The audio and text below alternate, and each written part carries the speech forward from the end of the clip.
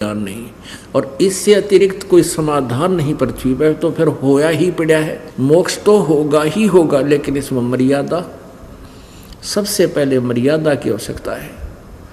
जरा सी भी मर्यादा भंग कर दी किसी दिन किसी भी कारण से, तो फिर दिक्कत आ जाएगी और घनी आ जाएगी। घनी का मतलब ये है कि जो पुण्य तुमने साधना की, मोक्ष हुआ नहीं, तो फिर यू काल के हाथों चढ़ जाओगे कि तो स्वर्ग में देवता बना देगा, होगा पुण्य आपका ही। कहीं ब्रह्मा विष्णु महेश की पदवी प्राप्त कर लोगे, और कहीं पर राजा बन जाओगे, कि तुम प्रधानमंत्री बन जाओगे किसी देश का, कभी मुख्यमंत्री बन जाओगे, कि तो अच्छी, फिर कुछ छोटे मोटी पोस्ट अच्छी मिल जाएगी, फिर गधा बन जाओगे। यानी अपने पुण्यों को नाश करके फिर यही चक्कर में पड़ जाओगे। तो परमात्मा हमें ये याद दिलाना चाहते हैं कि जो मनुष्य जीवन तुम्हें मिला है, इसको सफल करो, और हमारे इस गाइडलाइन को, हमारे द्वारा दिए गए इस ज्ञान को अंतिम समझो। जिनकी मिट गई है वो फाइनल मान चुके हैं, लेकिन उनको भी सत्संग की आवश्यकता घनी पड़ेगी। आखिरी श्वास तक आपने सत्संग की आवश्यकता पड़ेगी, और सत्संग के बिना ये प्राणी फिर वैसा ही बन जाएगा। क्योंकि यहाँ से जाने के बाद आपको 99% व्यक्ति एक ही स्वभाव के मिलते हैं, जो भक्ति से विरुद्ध हैं, भक्ति से दूर हैं। यदि किसी पंथ संत से वो जुड़ा है तो भी वो भक्ति नहीं कर रहा है, वो बेचारा अपना टाइम पास कर रहा है। तो आपके लिए वर्तमान में ऐसा क्रिटिकल समय चल रहा है, यदि आप सत्संग में नहीं आओगे तो 2 महीने 3 महीने 4 महीने में आप उसे फिर हो जाओगे। कुछ समय के बाद क्या होगा कि ये ज्ञान पूरी पृथ्वी पर पहुंच जाएगा, और सभी एक स्वभाव के व्यक्ति बन जाएंगे जो परमात्मा की भक्ति करें। और कोई 10-20% रहेंगे तो वो आप पर डिमोरलाइज हो जाएंगे। जैसे फसल बीज दी जाती है और वो फसल अच्छी तगड़ी होगी, तो नीचे कोई थोड़ा बहुत घास भी खड़ा उग जाएगा, वो हानि नहीं करता, वो अब पर जड़ खत्म हो जाता है, नीचे रह जाता है दबाव मान करके। और अब क्या है, अब इसके विपरीत है।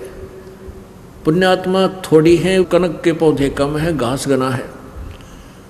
तो जब ये पूरी खेत में फिर संवार के खेत में बो दिया जाएगा, तो तगड़ी फसल हो जाने के बाद घास की पार नहीं बसाया करती।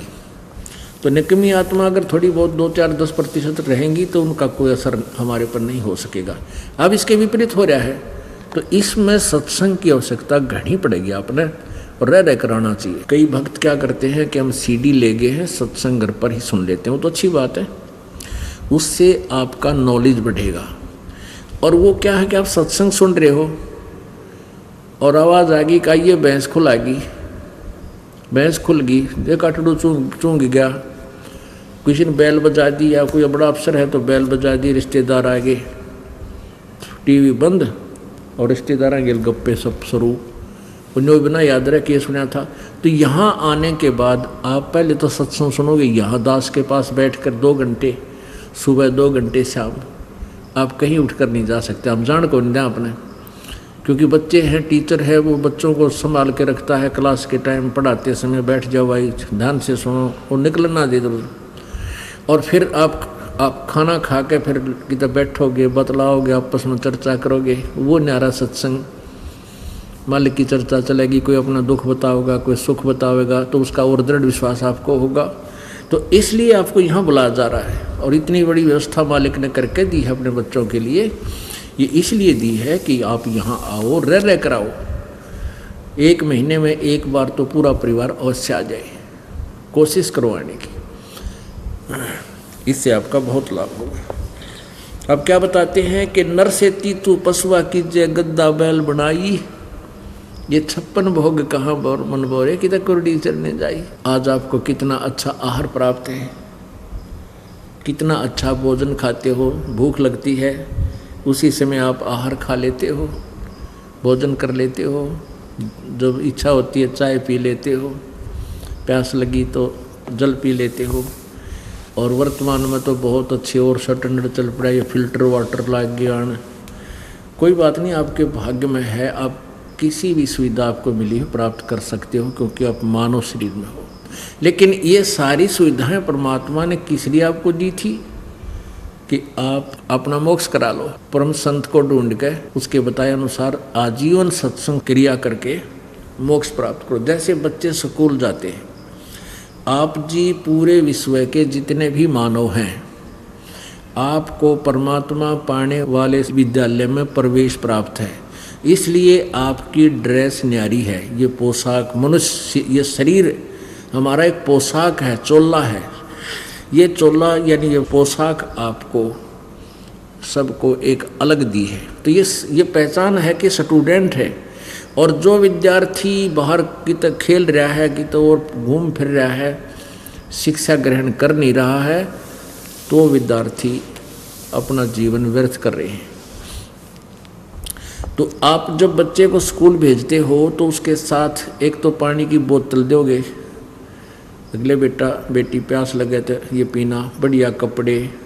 घर पर आ जाते हैं तो कहते तुम अपना नहाओ धो और अपने स्कूल का कार्य करो, कोई काम नहीं, बैठ जाओ। तो इतनी सुविधा बच्चे को दी जाती है ताकि वो अपना जीवन सफल करे। इसलिए परमात्मा ने आप जी को मनुष्य जीवन में इतनी सुविधा दी है कि आप अपना परमात्मा प्राप्ति कर सको। जैसे कोई झोपड़ी डाल ले या कोई मकान बना ले।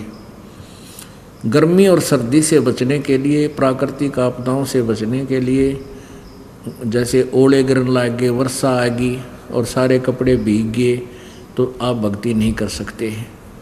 वो ज़्यादा सर्दी सतावे, बैठे रहो।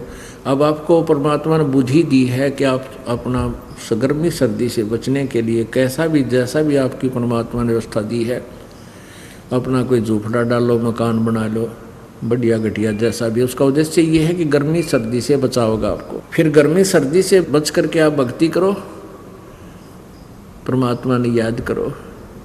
आपको दिमाग दिया, माइंड दिया है कि आप कहीं कमाई करके, कोई रोजगार करके या खेती क्यारी करके अपना पेट गुजारा कर सकते हो, और फिर साथ में समय पर रोटी खा सकते हो, समय पर पानी पी सकते हो। गर्मी सर्दी से बचने के लिए पतले मोटे कपड़े भी आप प्राप्त कर सकते हो। और ये सब प्राप्त करके फिर मालिक बचो। ये इसलिए आपको बुद्धि दी है कि आप सब आपदाओं से बचकर अपने मालिक ने याद कर सकते हो, परमात्मा की भक्ति कर सकते हो। आपको सुंदर शरीर दिया है, आपको बुद्धि दी है। तो ये अगर नहीं करोगे तो फिर क्या कहते हैं, नर से ती तू पसवा की जय गद्दा बैल बनाई, और ये 56 बहु कामन बोरे कि कुरडी चढ़ने जाए।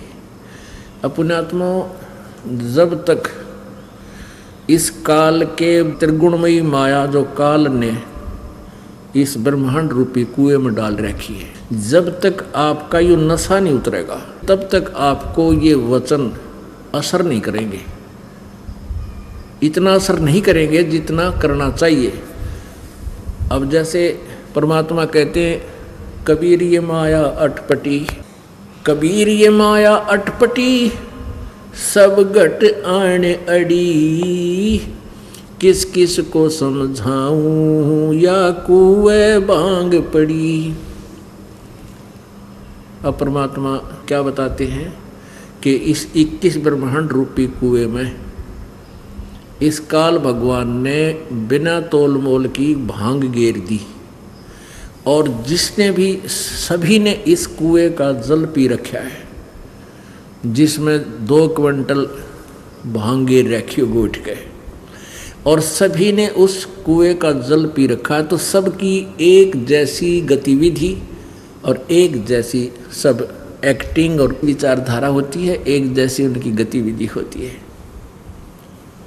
अब चाहे आप कहीं भी देखा करो, कोई ठेके पर दारू शराब पी के शाम के समय चलती है उनकी कतार, कोई तो ऐसे करता रहा है, कोई कितना खड़ा खड़ा मूतन लग रहा है, कोई किसी तो आप बतलाव है खड़ा खड़ा नू। तो ये सब की एक जैसी टेंडेंसी हो जाती है। जिन शराब पी रखी है और उनको कितना है कुछ कह ले, उनका असर हो नहीं। सुने जाएंगे न देखे जाएंगे, सुनते रहेंगे, कोई गतिविधि नहीं करेंगे वह। तो जब तक हमारे ऊपर ये भांग का नशा है, हम सत्संग के विचार भी सुनते रहते हैं, और सारा कुछ करते हैं, लेकिन हमारे अंदर वो जगह नहीं बनती। अब कई